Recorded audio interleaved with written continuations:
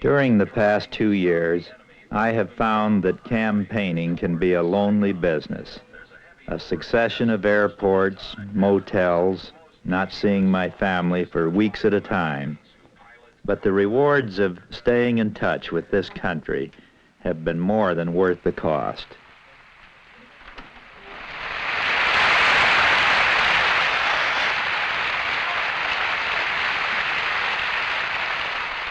When I announced I would seek the presidency, some said I would appeal to only a few.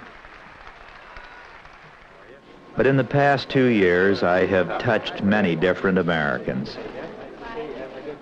I have traveled countless thousands of miles to look them in the eye, to know their voices, to learn what no man can ever understand from behind his desk in Washington.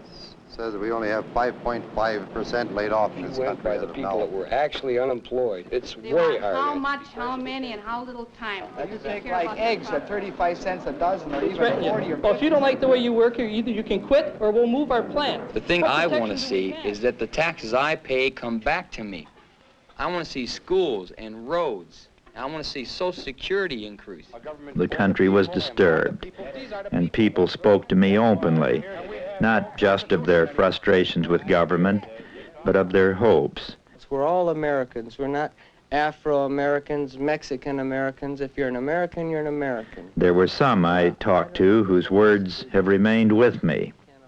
Americans like David Hunter, a young Vietnam veteran from Long Beach, California. We're systems people. We don't need retraining. And Murray Levine, an engineer from Lexington, Massachusetts.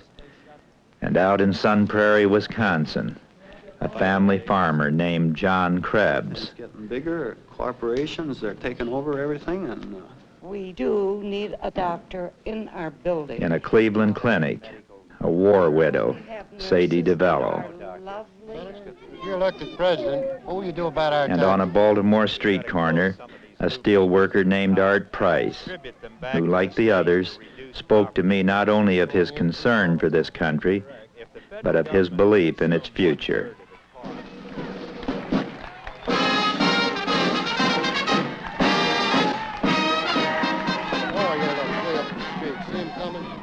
That's my freedom out there. That's what that flag stands for. That's a union of 50 individual countries drawn together into one United States. That's what that means to me. Americans do believe in their country and their flag. But among some today, it has become popular to deride the symbols of patriotism, to find fault with the many individual ways people celebrate their America.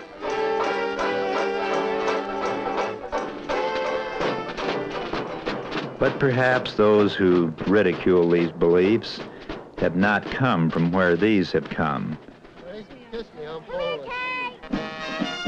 Those who think patriotism is overdone and out of style might ask, how did it used to be? The United States itself has gone to war to keep our country free. Well, they've kept us free.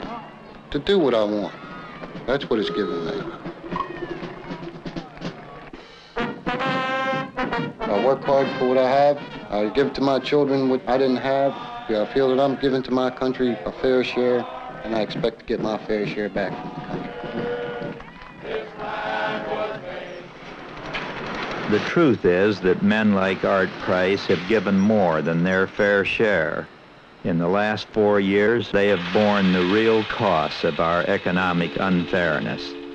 2 million more are jobless today than in 1969. 17,000 were dropped from Art's plant alone, and he wonders if he is next, or whether it makes any difference.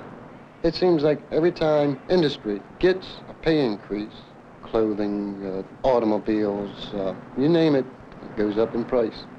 I would like to buy a new refrigerator and can't afford it right now. The one that I want a year ago is $100 cheaper than this year, so it's gone up.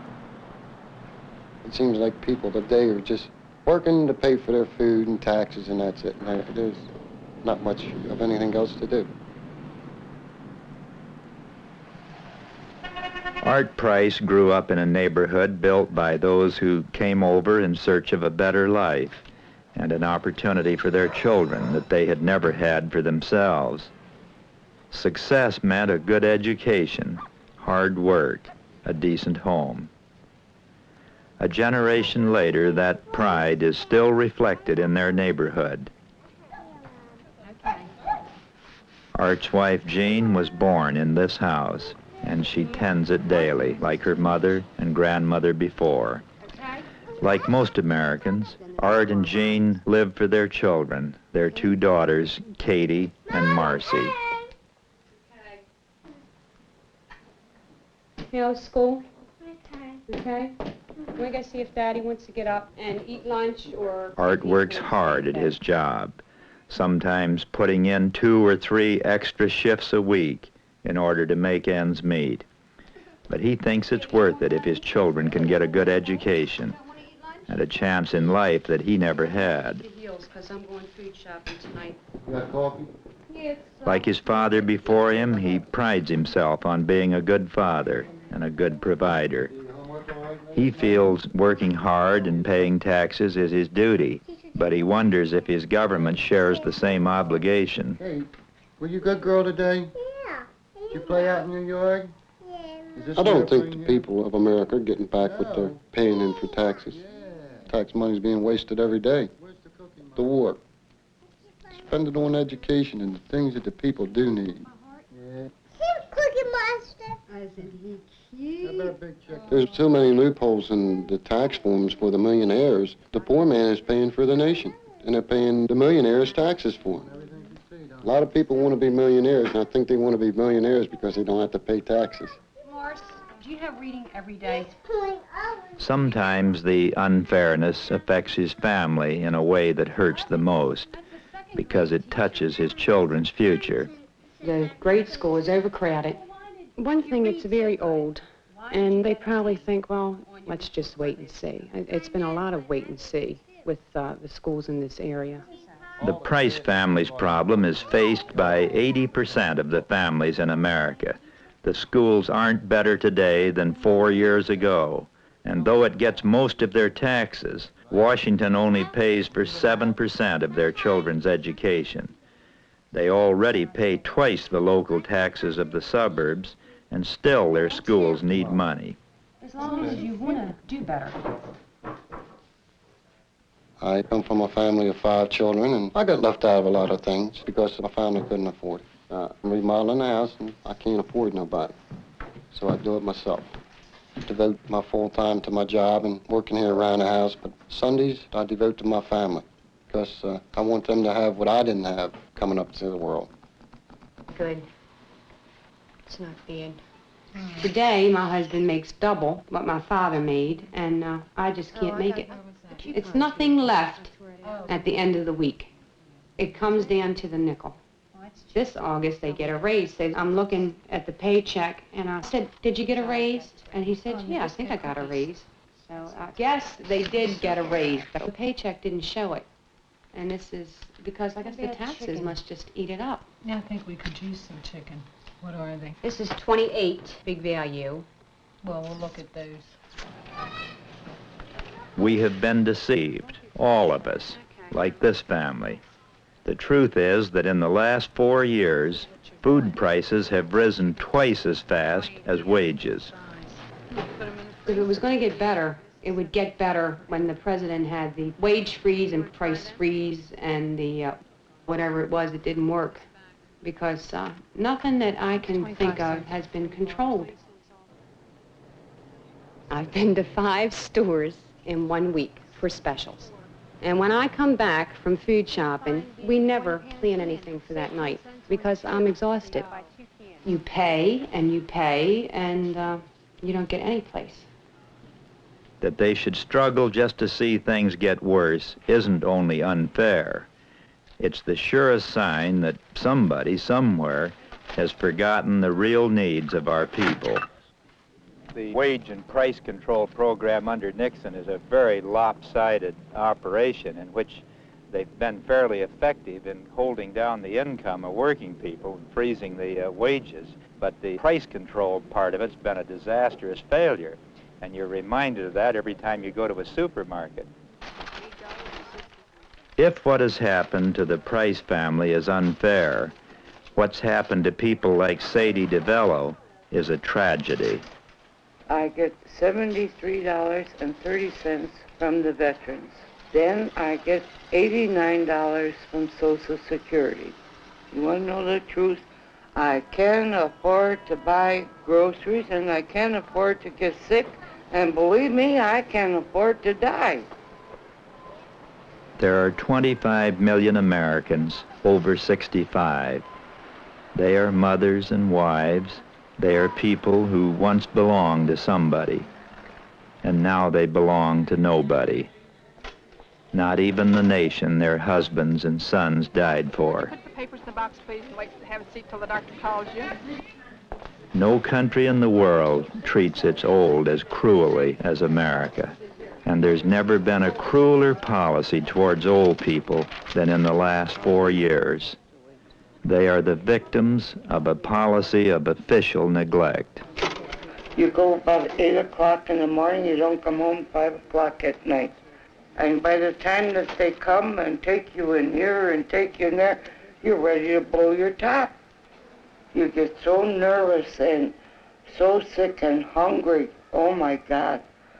When you get through there, you know what's wrong with you. But then it's that thing of going back and waiting and going back and waiting for this. You can't do this when you're old.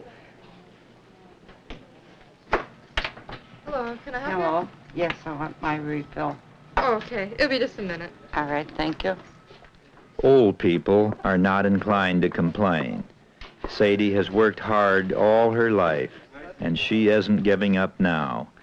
But her struggle has been especially difficult these last 4 years. Even with the Social Security increases, older Americans are fighting a losing battle to survive. They spend $300 a year for medical care not covered by insurance. Old people are dying of malnutrition. They are dying for lack of proper medical care. There you are. They have been cast aside by a government that has chosen to protect profits instead of people. In case you get up at a reasonable time, unlike those who rush to work at unearthly hours. My heart is aching for America because I can see us backsliding. Do put up with occasionally. We have been abandoned as Americans, we really have. But we still love our America. We're real Americans. You better believe it. Obviously, that has to do with pollution in the air. You know, someday somebody's going to write the history of these times, and I think it's going to be a pretty sad chapter when they write the story on the way we've treated our older people. And there isn't anything that we ought to want any more than that those later years can be years of confidence and security and decency. And I'm going to do everything I can to see that older people are treated decently. Out on the Midwestern Plains in Sun Prairie, Wisconsin, I found another proud chapter in our history being threatened by this administration's neglect, here on the family farm of John Krebs. My dad started that farm in 1932. We cleared the farm of brush and trees, and we grew up there, worked together, and that was the way of life. The younger generation ain't going to follow the footsteps of their parents. After my generation gets out of here, I don't know who is going to take their place. It will be more than just one family's misfortune if John Krebs can't pass that way of life along. We will all be losing something precious in America. In the last 4 years, over 1 million Americans like John Krebs have been forced off their land forever. My taxes here on land in the last 4 years doubled. There's no way I should pay on the land that I own here, $8,000 every year, and no guarantee of my price. And the taxes are guaranteed every year. Every year they go up. That's the only sure thing we got.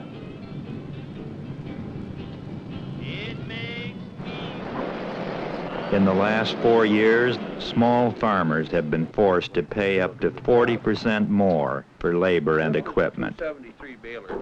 You and I and John Krebs have been left by this administration to pick up an ever-increasing tab for everything we need to fashion a decent life. It should have been in the wagon. Why don't you just figure out what this is going to cost me with my trade-in? Well, if you went with a 273 like we've got here with a thrower and a super sweep pickup, it would make a suggested list of $35.79. 3,500 and... $35.79 is the suggested list price. This is chemicals and fertilizer. You got the weather to fight, you got the disease of the crop to fight. The only thing that's keeping us going, working longer hours and putting more out. His real enemy is not as uncertain as disease or drought. It is the relentless power of bigness. In the last 4 years, giant corporations have been allowed to drive the small farmer to the wall. John Krebs and his forebears have fought against hard odds for generations. I think I have right now on my income tax form right around $90,000 in machinery alone. This tractor and plow cost me $22,000. Just the tractor and plow. Go back 20 years ago, you could buy a tractor then probably for $800-900. Get a pair of pliers or something like that. But the profit from his father's labor has not gone up in Jeffrey's lifetime, and he knows it. Producing more food has meant less money in the years since Johnny was born. Like John Krebs, I grew up close to the land, and I know what we stand to lose if we don't do something about their future and their stake in the promise of this country. We set a goal, and that makes you feel good, that you can reach these goals in your life once in a while. There's very few kids staying on the farm. I don't know who's going to farm, but I don't think I would want him to take it under the conditions that we're farming under now. I think there's better opportunities in town. I'll give him an education, and he can work his 40 hours a week like the rest of the people and forget about it. If you dump everybody into the cities are already overcrowded, they're overburdened. You've got too many people piled up in too small a space. So the farm problem is really everybody's problem. I want to stay on that farm out there. Well, because my dad broke it with horses. I'm not going to give it up that easy. Well, I want to help you stay there.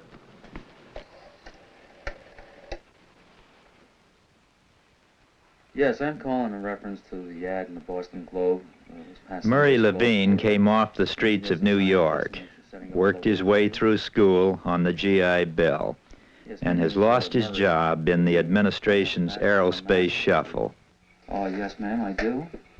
Yes, about 15 years. I was a pretty substantial paid engineer, manager. I enjoyed a nice reputation. And then finally it happened. The day came and I left. Naturally, I contacted a lot of companies in the engineering field. It seemed they were all being haunted by the same problems of layoffs and no work. So I have 50 letters. You got great qualifications. Gee, you're Mr. Wonderful. But gee, we have no use for you this time. Like nearly 2 million others, Murray got caught in the whipsaw of our war-based economy. While this administration fails to turn war plants to industries of peace, when it will make no plans to convert his talent from missiles to mass transit, when it exports jobs to Japan and Germany and imports goods that he could design better, Murray is left to his own devices. I'd love to do something for you, quickly, because I understand the problem. Yeah, it's a problem. Things are slow. I know your capabilities. In fact, you're precisely the kind of guy that my company needs and wishes to continue to grow with. What does it look like, downstream? Things look like they're going to be picking up shortly? We sit back here and wait. The worst I ever felt was my lack of fulfilling my role as a provider, as a husband, and as a father. I would hear little bits of conversation, in a whisper. Don't ask Daddy for that. Man, I'm 5'10", I'm 185 pounds, and when I see that kid look at me that way, I feel like I'm 2 foot nothing and weigh zilch. I mean, I could take anything that anybody outside can give me, and I know how to fight it. But how the hell do you fight the fact that kids look at you with such sympathy in their eyes? So I decided that I'm going to put my suit and tie on every morning and go out and do something. So I looked at all the franchises. I went to profit power meetings, mini movie theaters, to dairy barns, to you name it, everything that anybody had an idea to make a buck. I don't want to encourage smoking any further than it's going on. I'll just have to check this out with my boss, though. Is your boss in now? Oh, no, not at the moment. There's no way of telling how many Murrays with advanced degrees are wasting their hard-earned talents in America today. There's no way of gauging the loss that this administration has inflicted on our troubled society by the deliberate squandering of trained minds. And Murray alone can know what it's like to have to look to his wife for the support of their family. Lena started working on a more or less a part-time basis when I was still employed. Well, when I was working and my wife left in the morning, that was great. I felt she was doing something that was real creative with her time. To see her leave now in the morning, I just get a knot in my stomach and I get so damn angry. Okay, honey, have a good day. You too. There's so much to do. The hours and days and years that are being lost in cleaning up the environment. The health problems, the medical problems. Just so many great things we can work on, and we're not. And that's what hurts. That's what's frustrating. This country can have full employment, utilizing people's skills up to the fullest of their ability, and we can do it in peacetime. I don't think we have to have a war going in order to provide employment for the people of this country. That plate. See it? Thank you. Out in Milwaukee, I met two young men who rekindled my sense of hope about this country and of what can be done to restore the spirit of caring about each other again. David Hunter and his friend Tom Poole. I was in the army just like you were in the army. Yeah, he was in the army too. Why?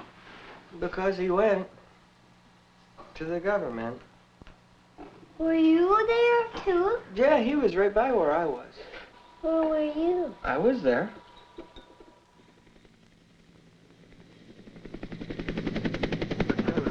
My thing was I was going to be in Vietnam for 2 years straight, 18 months as a pilot, and then 6 months on the ground as a company commander, to see what it was like, to see if I could do it. I'm really bitter because of what I've seen. I wrote a letter home for a kid who lost his arm. I talked to 19-year-olds that didn't have any legs. I've watched 3 people die. I mean, it's not a beautiful thing, but the people in the United States don't appreciate what life and what death does to people. They can't imagine.